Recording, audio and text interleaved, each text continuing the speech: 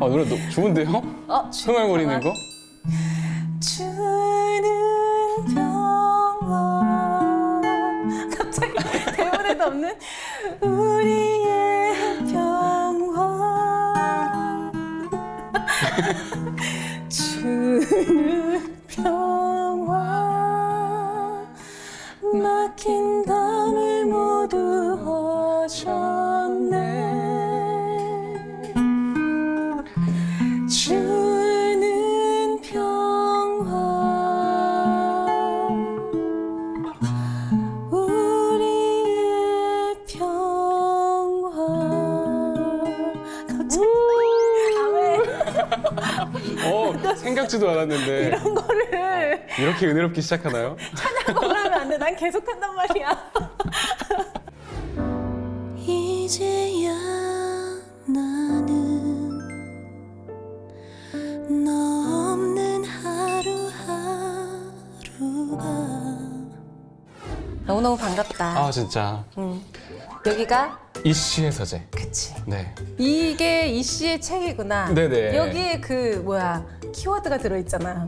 아, 방송 보셨구나. 오늘의 키워드 내가 다 마치 다 거꾸로 해놓고. 오, 그러면 뭐 열어볼까? 거두절미하고 바로 열어볼까요? 네, 제가 맞춰보겠습니다. 자, 짜잔. 이게 뭘까요? 강대상 설교하시는 목사님 설교하시는 곳, 설교하시는 분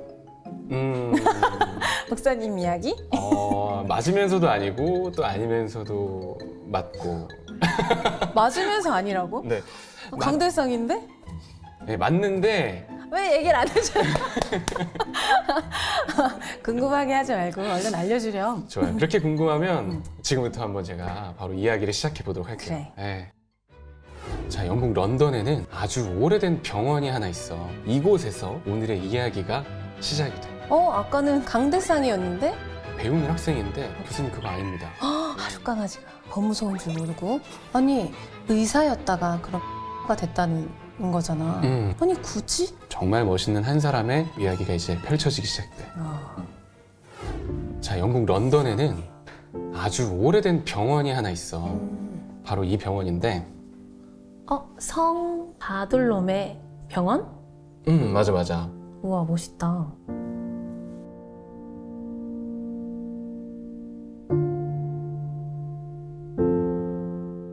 바로 1920년 이곳에서 오늘의 이야기가 시작이 돼. 아까는 강대상이었는데? 아까는 강대상이었지. 병원에서 시작을 한다고? 그래서 내가 약간 맞기도 하고 아니기도 하고 약간 그런 표현을 했던 거야. 뭐지? 이 병원에서 태어나신 목사님? 그쪽 이야기를 들어보면 알 것 같은데. 알겠어요. 들어볼게. 너무 궁금하다. 당시 에드워드 7세 때 30대 젊은 나이로 왕실 의사가 된 토머스 호더경이라는 사람이 있었어. 그는 그 당시 아주 유명한 내과 의사였는데 근데 이 호더경이 내린 진단에 일개 의대 학생 하나가 반문을 제시한 사건이 있었어. 학생이? 학생. 의사한테? 그러니까 배우는 학생인데 교수님 그거 아닙니다. 왜? 하루 강아지가 더 무서운 줄 모르고. 세상에. 아, 정확한데. 대단하다. 그 당시 있던 다른 학생들은 전부 다 호더경을 지지했는데 이 학생만 끝까지 자신의 진단명을 고수한 거야. 그런데 바로 이게 며칠 후에 그 학생의 판단이 옳았다는 게 드러나게 된 거지. 의사가 아니라? 그러니까 왕실 의사가 내린 그 진단보다 학생이 내린 진단이 더 맞아 떨어진 거야. 그럼 그 학생은 더 대단한 더 대단한 친구. 그러니까 진짜. 정말 똑똑한 거 아니에요? 근데 사실 이제 그 교수 입장에서 자존심 상하지. 자존심 상할 거 아니야.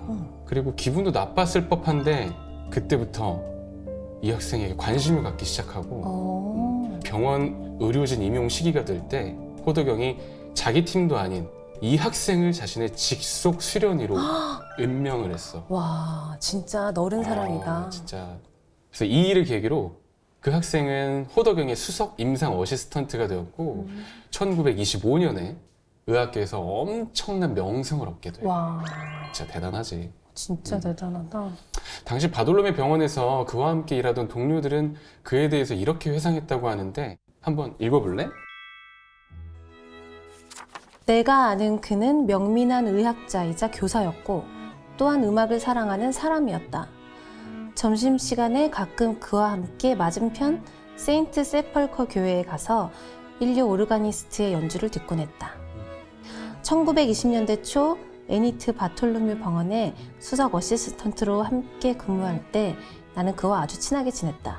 나는 그가 전문 의사로서 의학에 지적으로 접근하는 자세에 크게 경탄했었다.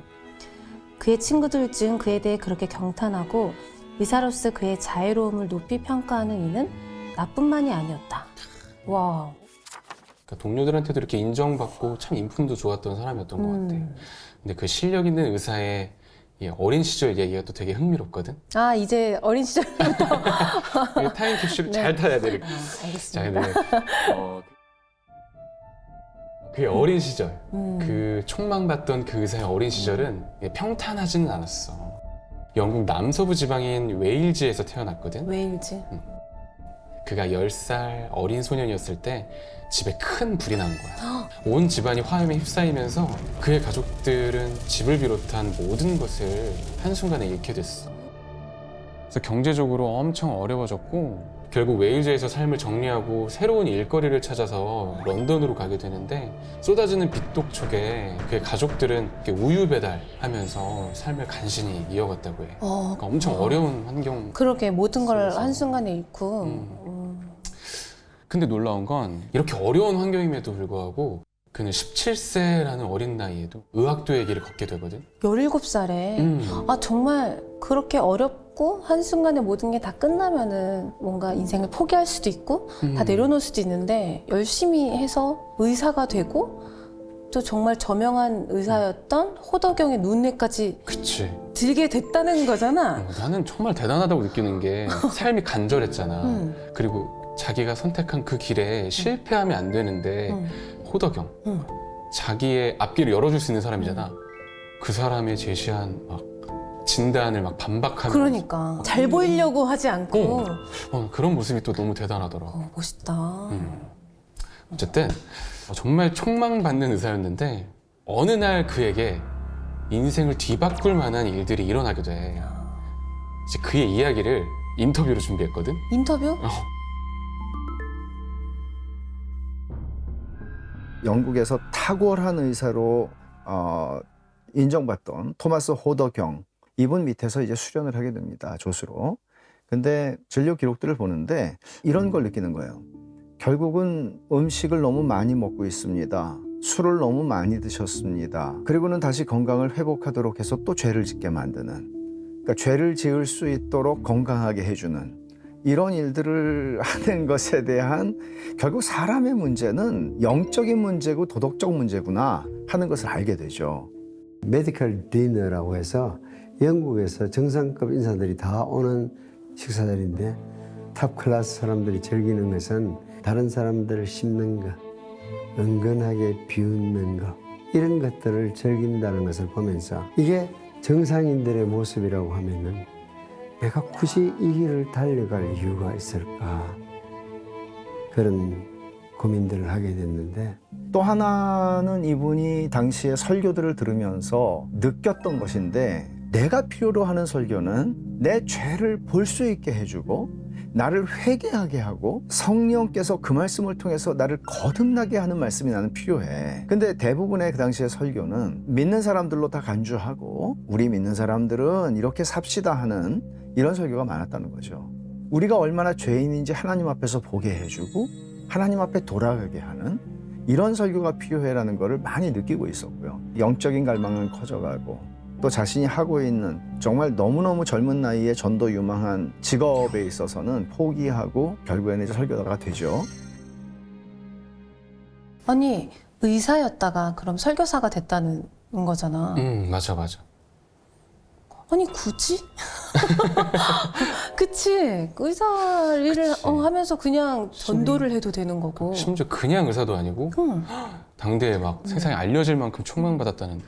근데 이렇게 뜨거운 사람이라는 거잖아요. 너무너무 궁금해. 어떤 사람인지, 막 얼만큼 유명했는지가 궁금한 게 아니라 어떤 생각을 가지고 어떤 계기로 인해서 이렇게 됐는지가 너무 궁금한 것 같아. 진짜 궁금해 해주니까 너무 좋다. 너무 궁금해. 막 눈이 얘기를 너무 안 초롱초롱해지니까. 해주니까. 조금씩 얘기해주니까. 사진을 준비했어. 사진이. 그분이 어떤 분이신지. 짜잔. 누구시지? 이분은 바로 의사에서 설교사가 된 끝까지 닥터라고 불리면서 영혼을 고치는 의사로 살아간 마틴 로이드 존스야.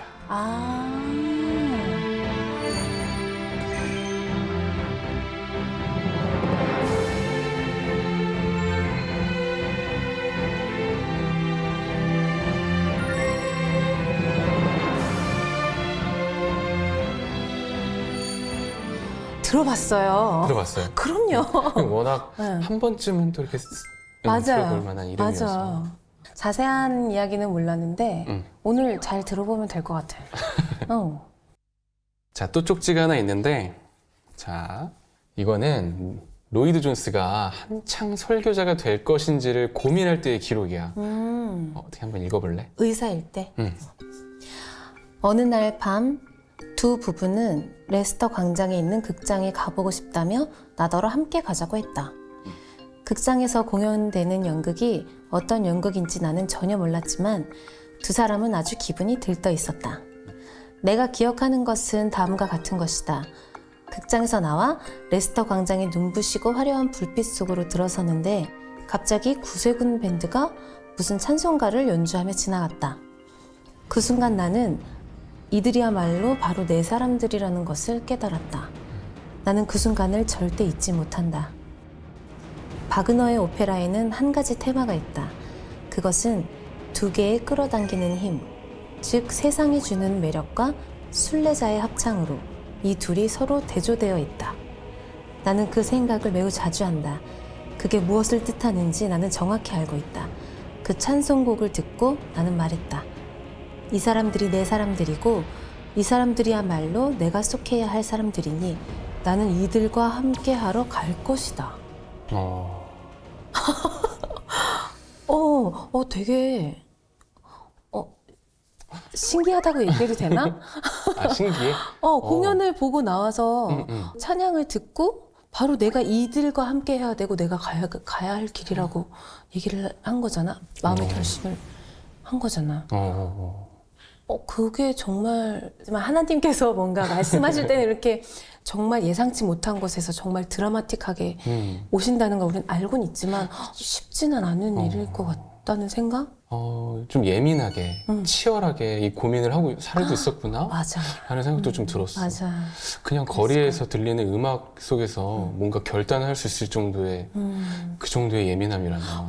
계속 수많은 고민을 해왔던 거지. 그러니까. 그 설교자의 길을 가려고, 그치? 대단하다. 근데 나는 만약에 이런 친구가 내가 있다면 나는 반대했을 수도 있을 것 같아. 내가 친구라면 그냥 이 일을 접고 그 길을 가지 않아도 병행하면서 충분히 하나님을 드러내는 일을 할 수 있지 않을까라고 나는 반대했을 것 같아. 솔직히 막 연봉 지금으로 따져서 억이 넘어. 그러겠지. 근데 갑자기 월 100도 못 받는다고 생각해. 너무 많이 벌어놨나? 이런 생각을 할 수밖에 없어서 죄송합니다. 미리 좀 챙겨놓고. 이미 집도 사놨지 않았을까? 야, 우리 진짜 현실적이다. 아니, 이게...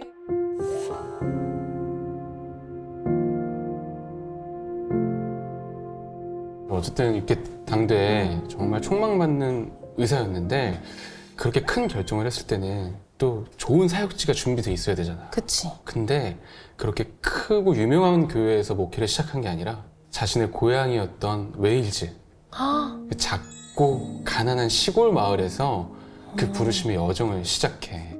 근데 또 여기서 마음을 더 울리는 포인트가 있는데 로이드 존스는 이 모든 과정을 포기나 희생이라고 생각해 본 적이 없다는 거야.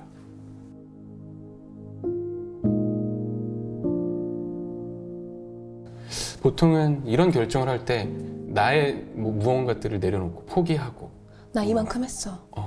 막 이런 생각하지. 그런 생각을 하잖아. 나라도 그런 생각을 너무 쉽게 할 것 같은데 그런 생각을 하지 않았다. 일반적이신 분은 아닌 너무 정말 더 그치. 궁금해지는 분이시다.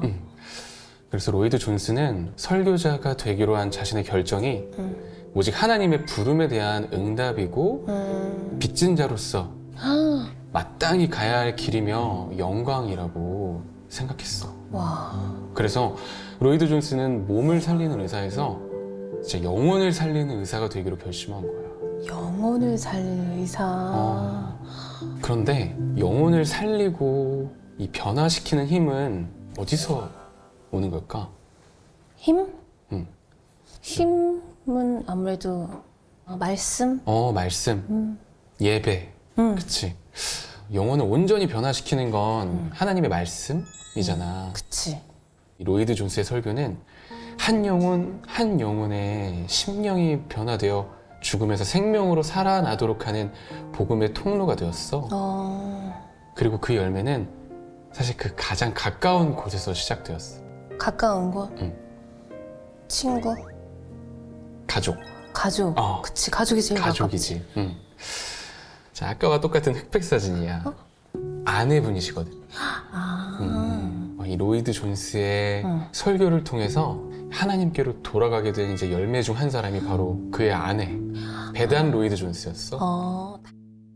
이 사모님의 이 가족 배경은 사실 굉장히 영적으로 말하면은 영적인 좀 약간 명문가 같은. 할아버지는 1904년에 부흥 때 하나님 앞에 쓰임을 받은 목사님이었고, 베단의 아버지는 안과 의사였는데 런던에 있으면서 이제 아들하고 딸을 1904년 그 당시에 웨일즈로 보내요.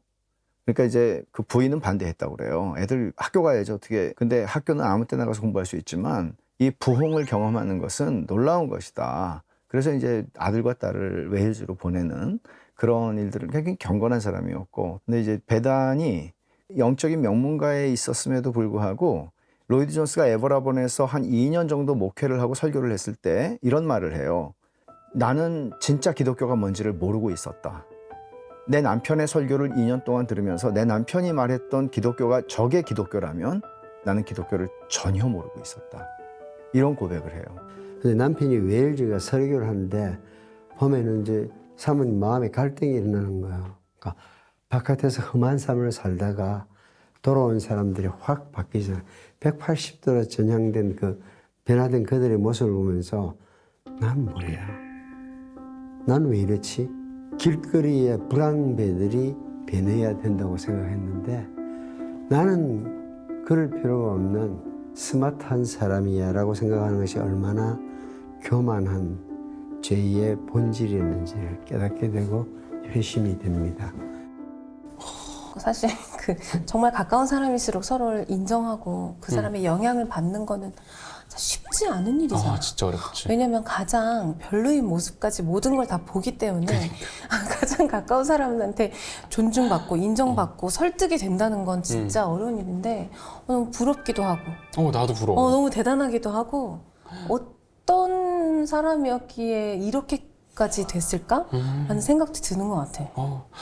그러니까 나는 아내분이 기독교 명문 가정에서 자랐는데 나는 기독교에 대해서 아무것도 모르고 있었다라고 그러니까. 얘기하는 게 너무 멋있지. 도대체 너무- 그 설교가 어떻길래? 그러니까. 어. 한편으로는 나도 약간 점검해 보게 되는 그치. 거야. 그거 들으면 우리도 잠깐 나도? 내가 알았던 혹시 설마 나도? 나는 기독교인이 아니었다 이런 고백을 하게 될 수도 있는 거잖아. 그러니까. 그래서 이제부터 본격적으로 그의 사역 이야기를 시작하려고 하거든. 네. 아직 시작도 안 했어. 너무 궁금한데 아직 시작을 안 했다니까. 네, 알겠습니다. 진짜 재밌는 건 지금부터야. 알겠어요. 기대할게요. 알맹이가 이제부터거든. 지금까지는 이제 서론에 불과하다. 그렇지. 오케이, 알겠어. 기대된다. 정말 멋있는 한 사람의 사역 이야기가 이제 펼쳐지기 시작돼. 수많은 사람이 복음을 듣고 예수 그리스도를 주로 받아들이기 시작한 거, 그리고 그 수가 점점 늘어가는 거, 그게 우리가 생각하는 부흥이잖아. 그런데 이 마틴 로이드 존스는 부흥이라고 말하지 않았어. 왜? 그가 생각한 진정한 부흥에 대해서 설명해주는 책이 있는데 바로 이 책이야. 부흥.